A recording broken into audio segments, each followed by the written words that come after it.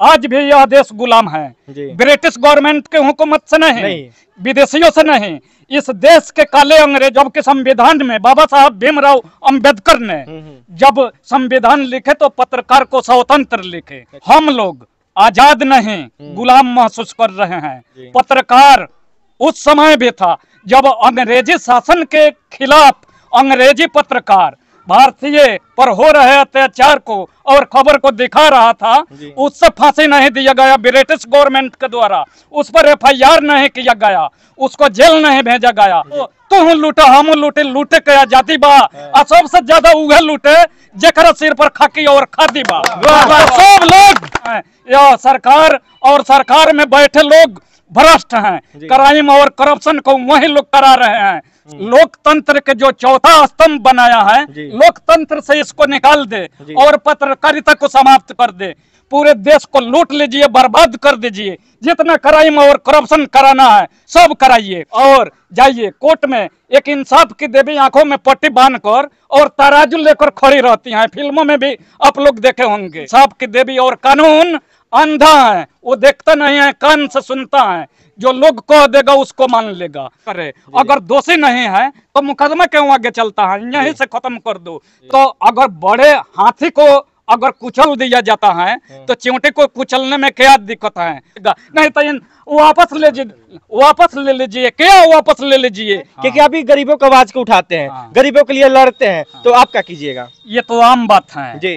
किसी भी सरकारी ऑफिस में जाते हैं तो पहले परमिशन मांगा जाता है, जबकि संविधान में बाबा साहब भीमराव अंबेडकर ने जब संविधान लिखे तो पत्रकार को स्वतंत्र लिखे कि पत्रकार स्वतंत्र हैं, कहीं भी जा सकता है। तो फिर आज सरकारी लोगों के द्वारा परमिशन क्यों मांगा जा रहा है? पहला बात यह है। दूसरा बात यह है कि आज हम लोग आजाद नहीं गुलाम महसूस कर रहे हैं। 1947 से पहले जब यह देश गुलाम था तो यहाँ अंग्रेजों का हुकूमत था, ब्रिटिश का हुकूमत था, वो लोग काले थे। हिंदुस्तानियों ने मिलकर ब्रिटिश अंग्रेजों को भारत से खेद कर भगा दिया। लेकिन आज भी यह देश गुलाम है, ब्रिटिश गवर्नमेंट के हुकूमत से नहीं, विदेशियों से नहीं।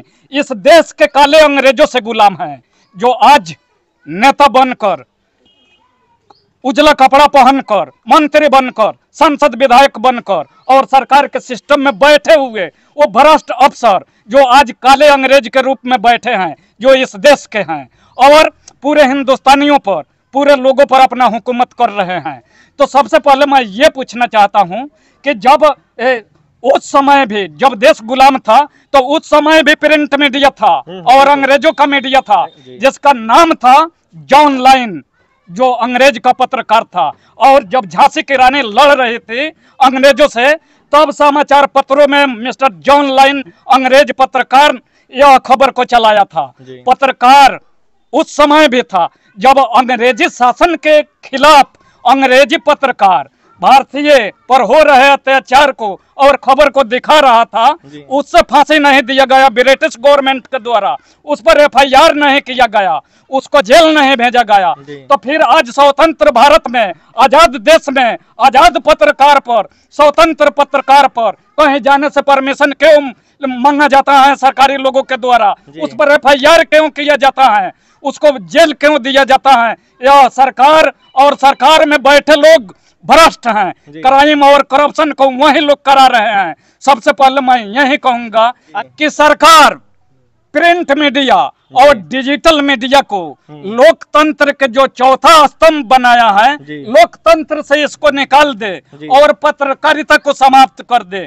क्योंकि ना प्रिंट मीडिया रहेगा ना डिजिटल मीडिया रहेगा तो तुम लूटा हम लूटे, लूटे के आजादी बा, सबसे ज्यादा उहे लूटे जेकरा सिर पर खाकी और खादी बा। सब लोग प्रिंट मीडिया और डिजिटल मीडिया को लोकतंत्र के चौथे स्तंभ से मैं सरकार से कहना चाहता हूं कि आप लोग निकाल दीजिए और बिहार ही नहीं पूरे देश को लूट लीजिए, बर्बाद कर दीजिए। जितना क्राइम और करप्शन कराना है सब कराइए।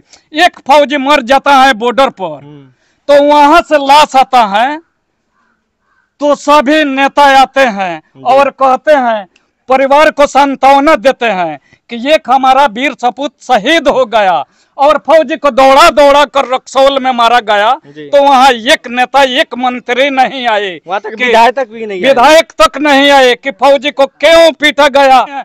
संविधान बना है सब किसी के लिए। और जाइए कोर्ट में एक इंसाफ की देवी आंखों में पट्टी बांधकर और तराजू लेकर खड़ी रहती हैं, फिल्मों में भी आप लोग देखे होंगे। तो क्या दिखाया गया है कि इंसाफ की देवी और कानून अंधा है, वो देखता नहीं है, कान से सुनता है, जो लोग कह देगा उसको मान लेगा।